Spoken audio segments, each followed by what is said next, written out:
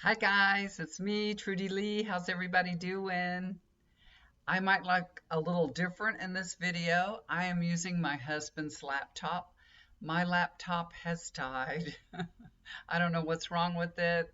I don't really have time to take it to be repaired and all that right now to see what's happening with it. So I'm just going to use my husband's because he doesn't use his very often anyway. He uses his phone.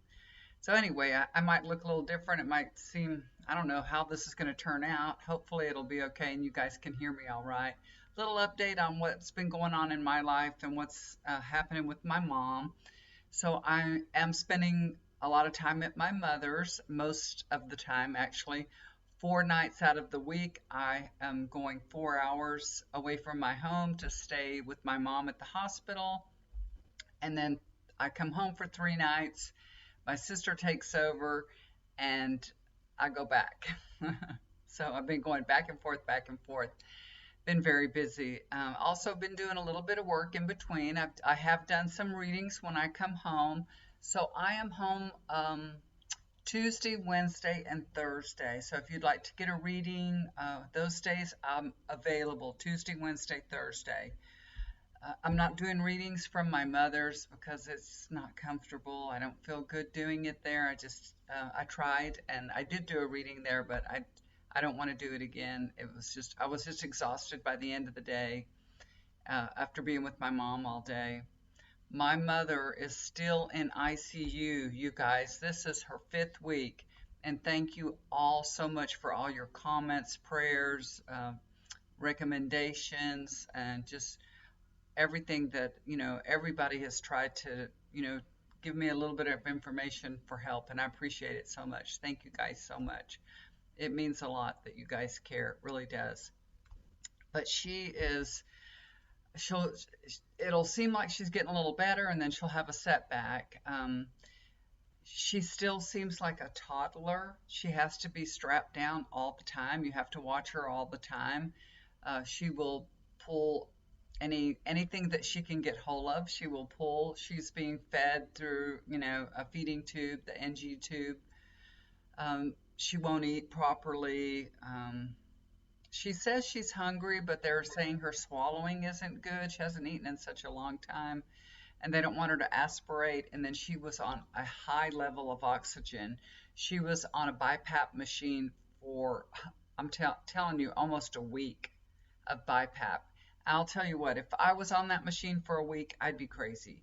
That just pushes the air in you. And she had to go back on dialysis too. They had taken all the things out of her neck for dialysis and put her on the 4th floor, and she went down really fast. She crashed and was back in ICU. It's ICC. It's actually cardiac care, intensive cardiac care. Same thing as ICU, just cardiac. Y'all know that. Anyway, so they had to restart the dialysis and they had to put that back in her neck. And then they said they're going to go ahead and put a port just in case she might need more dialysis for a few months. They're not sure. She's still so swollen, you guys. She's so swollen. So they've done dialysis again 3 times and they've taken out almost 10 liters of fluid out of her altogether. They've drawn fluid out of her lung, the outside of the lung, so they've removed the fluid with a needle. I was in there when they did that. I was like, do you want me to leave? And they're like, no, you can stay. And I'm like, but they deadened her and she didn't even flinch. She didn't, I don't know, it didn't bother her at all. She didn't cry out or anything, so I know it didn't bother her. You barely touch her and she says, ow. She's like a little child. Um, she'll say, they'll just barely touch her and she'll say, that hurt me, you hurt me. And she kicks us and she screams at us. She's like a little kid. It's really weird. And, she'll say things that she should know, like, my sister-in-law passed away a couple of months ago. You remember I told you my brother's wife, she got into a fatal car accident, and she was asking me how she was doing. She's out of the blue, she just said, how is she doing? And I'm like, oh, she's okay. I didn't say anything to her because, I just don't think she needs to handle that right now. She don't need to be told things that she can't remember. So I just say she's okay. I didn't really go into it because she's really out of it, really out of it. So she was sleeping a whole lot because when if you haven't had dialysis, she didn't have dialysis for over a week, and she just was full of fluids and everything. Her face was so heavy with fluids, she could not keep her eyes open. I mean, honestly, she could not open her eyes. They were just full of fluid. Now she's opening her eyes, and now she's becoming more active. She pulled out Tuesday. Tuesday, I left.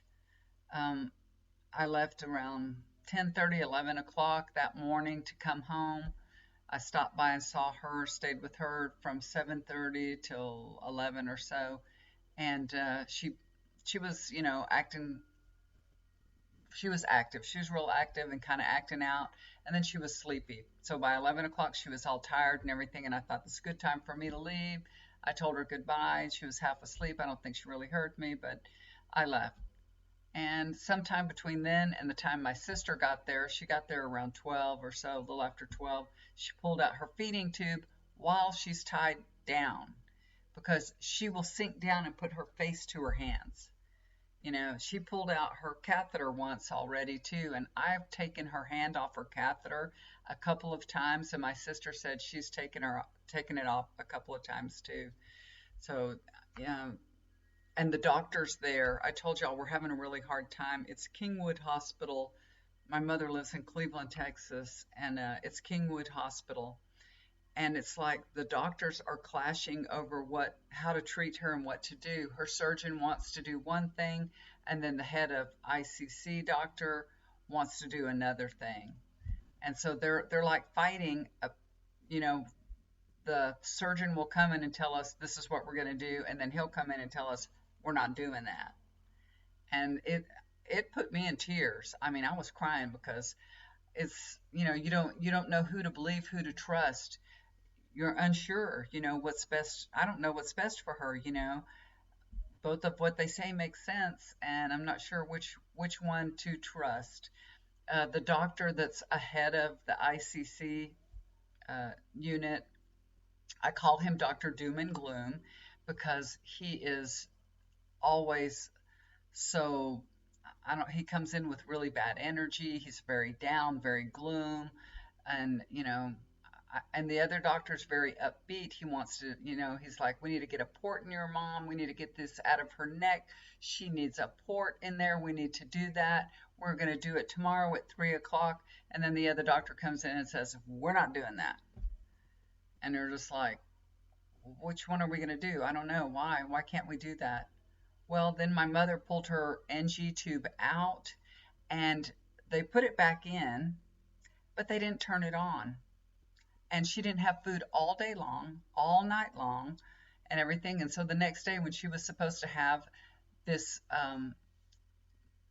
tube, the port put in for dialysis, they said she was too weak because she hadn't had any nutrition for 24 hours because they forgot to turn on her freaking feeding tube. They forgot to put turn it back on. They put it in her nose and then they didn't even turn it on. Oh, I know what it was. They said they needed to x-ray to make sure that it was in the right place. And they never x-rayed her. They never came to do it. I guess they forgot to ask x-ray to come and x-ray her. So they never turned it on because they never had an x-ray. And who cares if she eats or not, We weren't there. Nobody was there overnight or anything.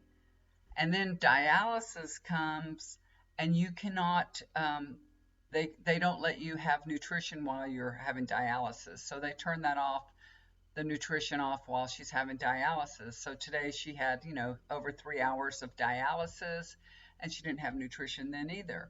And then, also overnight because she was so weak, because she didn't have any nutrition, they had to put the BiPAP back on. And she had already weaned off from that, and then they had to go back and put it back on. She wasn't breathing deeply again. And her oxygen levels were getting very low, and they had to push that oxygen in again. Today it was off, but back and forth, back and forth. It's just crazy, you guys. It's crazy. So that's what we're dealing with. That's what we're doing.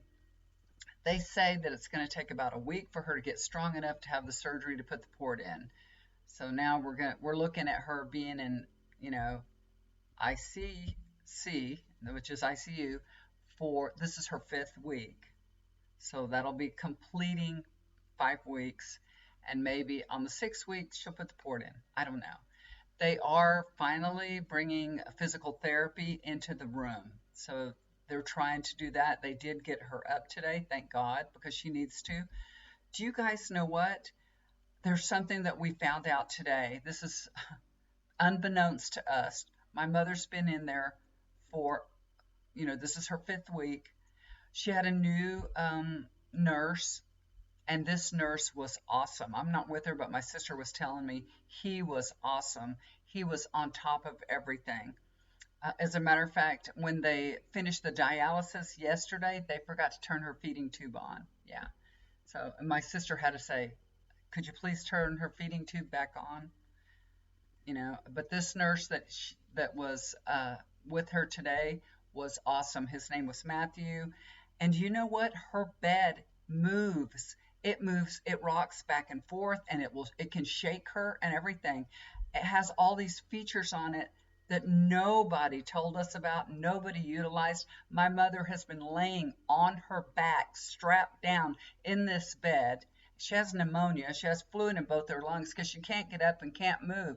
And this helps with the fluid buildup in your body, so it shakes you around and everything. So I don't know if you guys know that the beds in ICU actually can move.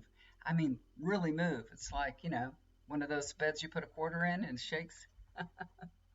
But I was astonished. I'm like, are you kidding me? They could have done that a long time ago, maybe prevented some of the buildup of this fluid.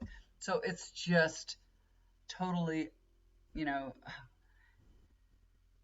annoying. It's just annoying that my mother is just going through this care that she's getting. It's just, I don't know. Anyway, I hope things are getting better. I hope that nurse stays with her because they usually work like 4-day shifts. I hope he takes her every day. I hope he gets her. He didn't have all day long. She was his only patient. They usually have 2 patients, and all day long she was the only one. So she got his full attention and she got really good care. By the end of the day, another patient came in, but for the most part, she got all the attention. So it was good. All right, so that's the update on my mom. I am leaving tomorrow morning to go back to the hospital. My husband's coming with me this time. Thank goodness, I'm glad. There's a few things for him to do at her house. She has a lawnmower that's broken, a truck that's broken, and he's going to try to take a look at it. So I'm bringing him along for a mechanic. And, it's nice to have somebody there. Anyway, another thing, I wanted to tell y'all about something that happened while I was at the hospital the other day. My mother has a neighbor that came to visit, and I got so triggered with this neighbor. I mean, you guys, I just nearly lost my cool. I mean, really. I came this close to losing my cool. I was literally shaking. So this man, I don't know what he does. I know his wife works. She cleans homes. She has her own cleaning business, and she works. He goes around acting like he's a preacher and goes to see people, and he brings this little Bible and comes in. He wants to come in and pray for my mother. I'm happy for him to do that. I'm glad he wanted to do that. He came to see her, but to my knowledge, he didn't pray for her or anything. He talked to me for a couple of minutes, said my mother was out of it. She didn't even know he was there. So he stayed a few minutes and he left. I have met him another time also. And then he came back the next day when my sister was there. And my sister knows him because she lives with my mother and they're neighbors. He's a next door neighbor of my mother. And I know he's not watching this video because there's no way he'd watch anything like this. But he came in there with his little Bible. He sat down next to my sister and he said, Did you see the marquee when you walk into this hospital? Did you see what's on that billboard? And she said, what was it? And he says,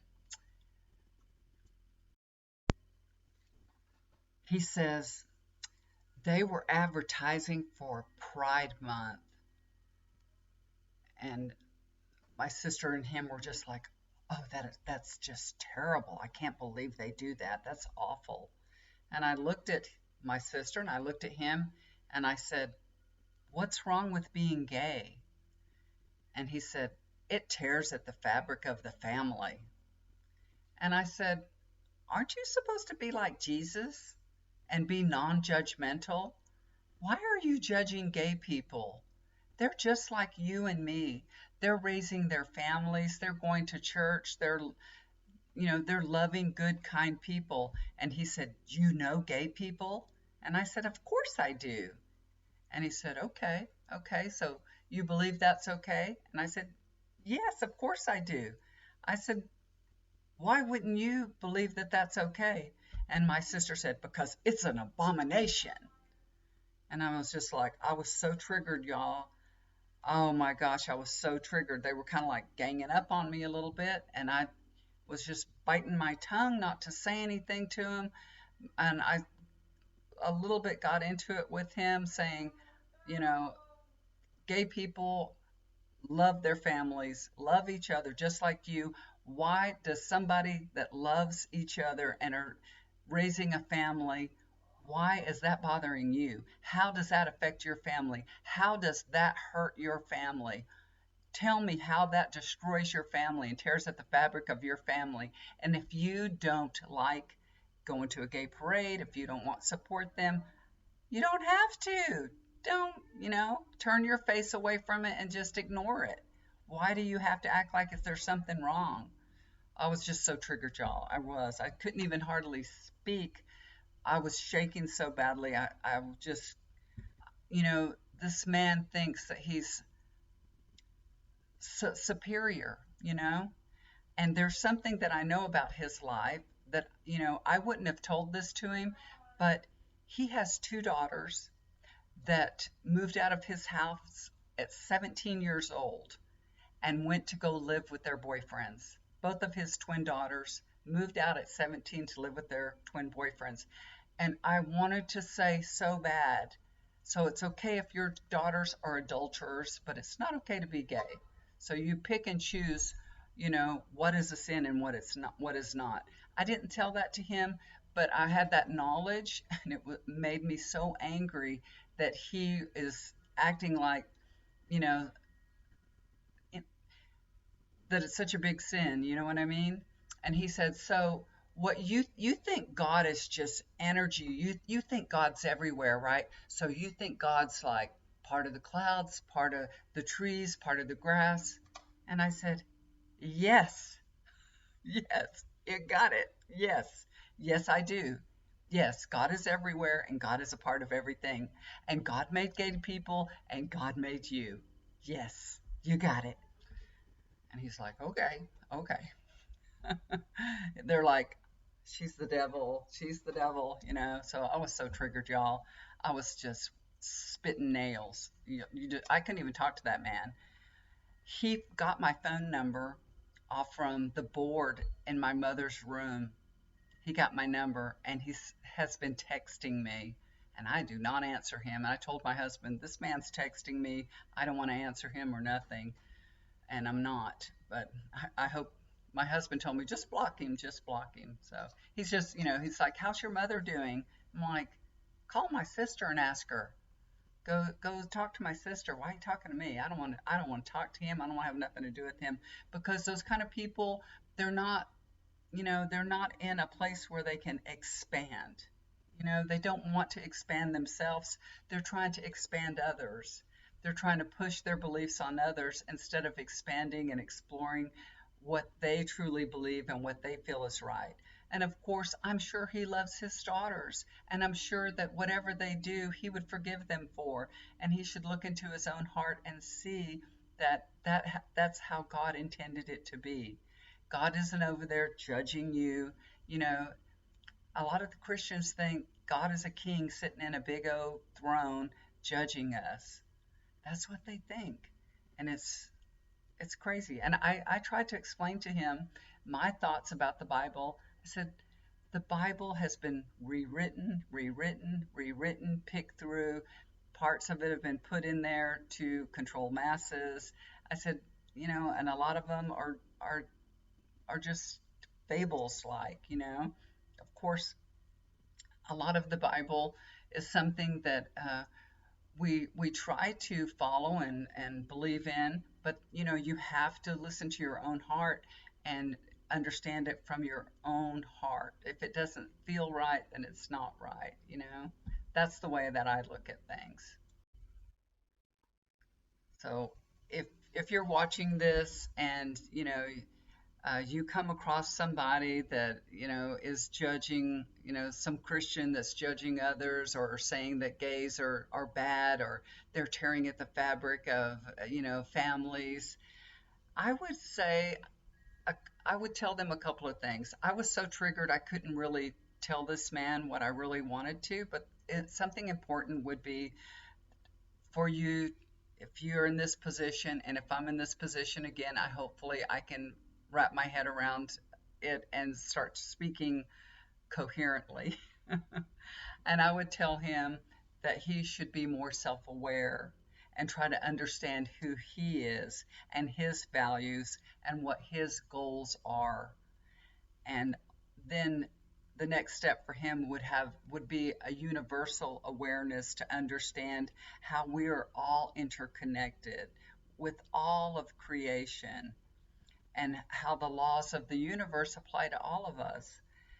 And then to try to master the skills that we have. Our higher self, we all have a higher self, and if you guys have been watching videos like mine, then you probably believe that you have a higher self or an oversoul. And it's really, we are one. We are in this physical plane, here temporarily, and we're trying to mirror our higher self. So it's like, instead of saying, what would Jesus do? What would your higher self do?